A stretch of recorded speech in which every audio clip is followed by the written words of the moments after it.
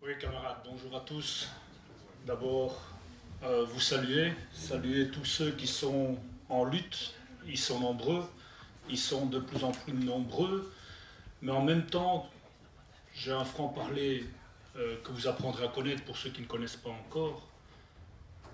J'ai eu l'impression pendant un moment, et heureusement que je viens d'entendre Paolo et Gabi, que l'objectif de la journée, ce n'était pas de voir comment réussir les luttes, mais voir comment pendre les apparatchiks de l'organisation syndicale.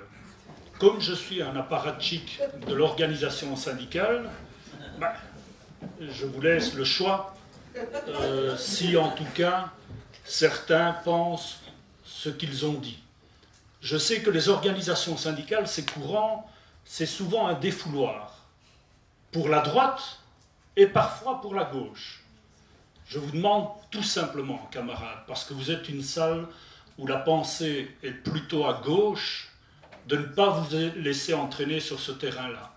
Faites toutes les nuances qu'il faut faire quand on critique les organisations syndicales. Ne vous laissez pas entraîner par les médias. Faites attention, essayez de faire en sorte que les critiques portent sur ceux qui ne fonctionnent pas à l'intérieur de l'organisation syndicale. Et je suis content que Gabi ait pointé un certain nombre d'anomalies, d'atrocités à l'intérieur de l'organisation syndicale. Ce n'est pas pour ça qu'il faut mettre tout le monde dans le même sac. Je crois qu'il faut que vous fassiez preuve d'un peu plus de nuances,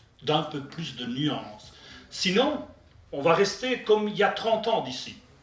C'est-à-dire que la droite va continuer son petit chemin à démolir tout ce qu'on a construit ces derniers temps, et nous, on continuera à se bagarrer entre nous comme des grands pour voir celui qui, à la fin, aura raison, mais on sera tous morts à ce moment-là. Ou dans des camps de concentration, on ne sait pas. On verra bien. Vous dire, camarades, que la situation politique et sociale, économique est lourde. Quand je dis lourde, ce n'est pas pour essayer de faire peur dans la salle.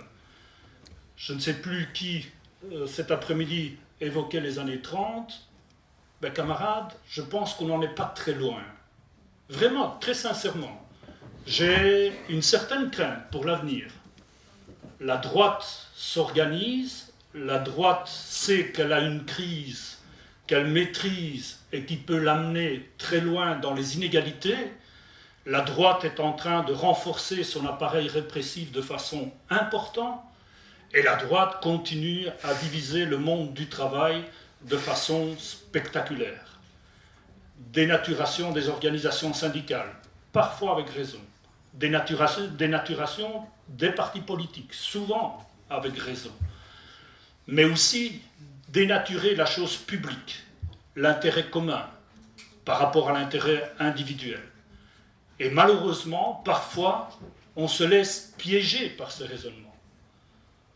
Vous savez, je connais très bien les camarades de la FIOM-CGIL. Ça fait 3 ans qu'on travaille ensemble au niveau européen.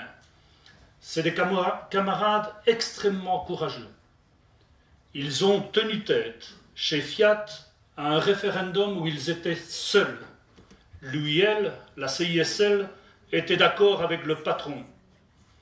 Ils ont tenu, ils ont été battus, parce que la peur qui tenaille le monde du travail aujourd'hui est immense, et aujourd'hui, c'est presque leur survie qui est en place, parce que le patronat a décidé d'arrêter le financement, puisqu'il y avait un prélèvement à la source de l'organisation syndicale, et que ce prélèvement des cotisations qui leur appartiennent et qui appartiennent aux travailleurs sont pris à la source par le patronat, versés dans les caisses de l'organisation syndicale. Ben, ils ont décidé de les prendre, mais ne plus verser dans les caisses de l'organisation syndicale. Et les camarades survivent. C'est ça aussi, camarades, la réalité syndicale. C'est ça aussi, comment organiser nos luttes. C'est ça aussi, dire on résiste, mais est-ce qu'on sera encore là demain ? Et il est de notre responsabilité en tant qu'organisation syndicale de se poser ces questions. On a raté beaucoup d'occasions d'unir les luttes, Gabi. C'était déjà en Campine, la fermeture de DAF. c'était la fermeture de Volkswagen, où je me rappelle une nuit, beaucoup d'entre nous ont proposé un arrêt de l'ensemble des usines au niveau belge. Je me rappelle de la fermeture d'Opel, où de nouveau, même si à l'époque on n'était déjà plus ensemble, on a proposé aussi une solidarité forte pour essayer de faire en sorte que toutes les usines, on n'a pas pu, parce que on a peut-être trop enlevé la parole aux militants de base. Et le premier congrès de la MEB, c'était de dire « Nous devons rendre la parole à nos militants de la base. » Pas forcément aux travailleurs. À ceux qui ont une conscience de classe, Paolo. À ceux qui sont et savent ce qu'est le système capitaliste. À ceux qui pensent à des alternatives à ce système capitaliste. C'est eux qu'on doit former. Et donc nous avons formé des milliers de nos militants depuis 2006 sur ce terrain-là, pendant pratiquement 9 semaines d'affilée en internat, pas d'affilée, tous les 6 mois, 4 ans et demi de formation. Eh bien, ce n'est pas encore suffisant, camarades. Ce n'est pas encore suffisant. Il faut former encore plus. Il faut que l'ensemble des travailleurs prennent conscience de leur situation de classe. Sinon, on n'y arrivera pas. Je ne sais pas, Guy, ça fait 40 ans, hein, chacun dans son parti, à gauche ou à droite, ou d'autres, hein, en train de prêcher la bonne parole, la lutte de classe, en train de dire un certain nombre de choses. Je ne crois pas que dans les élections, la LRT ou la LCR ou le PTB ou ainsi de suite aient vraiment explosé, même s'il y a des frémissements intéressants, aient vraiment explosé. Il faut que nos travailleurs reprennent leur identité de travailleurs. Et donc, si on veut absolument que les choses changent, parce que se battre pour une victoire, c'est se battre pour être en rupture avec le système capitaliste. C'est pas pour avoir 2 francs, 3 centimes en plus. C'est se battre pour être en rupture avec la logique capitaliste. Sinon, on rate notre objectif. Alors, est-ce qu'il faut, à côté de ça, évidemment, faire des étapes, aller chercher, bien sûr, la production des travailleurs, le complément de production des travailleurs, la productivité des travailleurs dans les mains du patronat? Mais bien sûr qu'il faut le faire. Est-ce qu'on doit protéger nos services publics, Philippe? Bien sûr qu'on doit les protéger. Mais le combat, c'est d'arrêter, parce que ce système capitaliste, et je crois que tous les exemples, puisque ça fait quelques années qu'on travaille un certain nombre de syndicats à essayer de voir et réfléchir ensemble, et nous avons réuni en tant qu'MWB, là, il y a combien une semaine et demie, les syndicats portugais, les camarades de la CGTP, du métal, les camarades italiens de la CISL FIOM, on a réuni les Anglais de Unite, on a réuni les Luxembourgeois de l'OGBL, la CGT, évidemment, je pense que la Poème, métallo-grec, et nous avons essayé de continuer à réfléchir, voir comment on va se structurer. Une des questions qu'on m'a posées, quelle est la stratégie de la MEB au niveau européen? Ben, il faut que tous nos délégués, dans tous les sites européens, se connaissent, les uns les autres.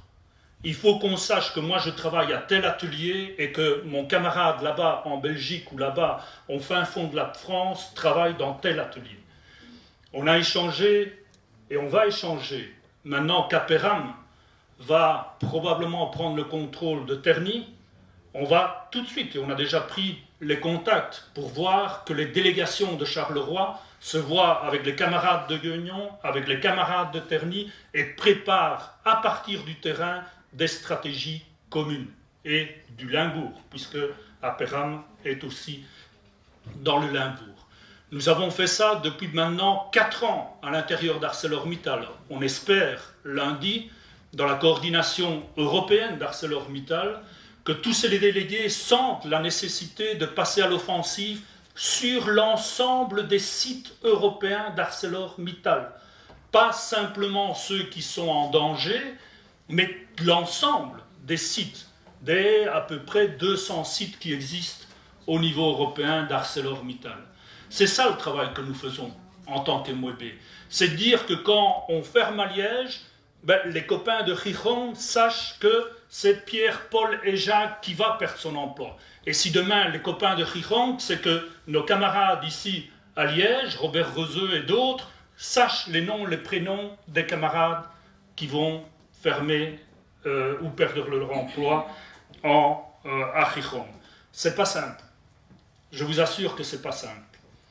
On vient d'avoir une bagarre terrible sur, justement, le problème de l'automobile. 6 millions de chômeurs en Espagne. On leur propose la X-Max de Genk, de Ford Genk. Ils ont dit oui. Non seulement ils ont dit oui, mais ils ont accepté la diminution des salaires. Ils ont accepté l'augmentation du temps de travail. Ils ont accepté un certain nombre de choses. Et ils nous disent, certains les larmes à l'œil, on ne sait pas faire autrement. Il n'y a plus de travail. On ne peut plus. On n'en peut plus. On a 5-6 personnes à la maison qui sont au chômage, quand ils ont du chômage. On n'en peut plus. Est-ce qu'on va rompre avec eux? Non. Est-ce que c'est des traîtres? Non. On va essayer de discuter, proposer des alternatives. Il y a eu, pendant tout un temps, une volonté de pas mal d'organisations syndicales européennes de justement répartir la charge de travail sur l'ensemble des sites. On ne renonce pas à ça. On continue à essayer de se bagarrer pour faire en sorte que l'ensemble de la répartition de la charge de travail se fasse sur la totalité des sites et qu'on ne ferme aucun site. On a le même débat avec la sidérurgie. On a toute une série d'éléments à mettre les uns à côté des autres pour faire en sorte que cette vision anticapitaliste, on se l'approprie à partir des ateliers. Vous savez, appeler à la nationalisation de la sidérurgie, c'est d'abord nos travailleurs qu'il a fallu convaincre. Parce qu'ils voulaient une prime de 100 000 € et pouvoir faire autre chose. Et on leur a dit non, on doit garder nos outils. Et on fera tout pour garder nos outils. Parce que sans outils, il n'y a pas de lutte de classe. Il n'y a pas de combat syndical. Il n'y a pas de création de richesse. Et vous allez avoir 100 000 € maintenant, mais demain, vous vous retrouvez dans la rue et vous allez dépenser vos 100 000 € et vos enfants n'auront pas d'emploi. Donc c'est ça qui est parfois compliqué. Entre cette volonté de transformation sociale qui doit rester l'élément fondamental de notre combat syndical et de porter cette volonté de transformation syndicale dans tous les strates de l'organisation syndicale. Et parfois c'est dur, parce que dans l'organisation syndicale, c'est vrai, il y a des pourris. Il y a des pourris. Mais il y a des gens très bien qui ne savent pas où aller. Et ils ont été élus par hasard par leurs camarades de travail. Ben alors il faut les éduquer, il faut leur montrer le chemin, il faut essayer d'orienter les résolutions qu'on prend dans les différentes organisations. Et ne laissez pas démolir les organisations syndicales, camarades. C'est le dernier rempart du monde du travail.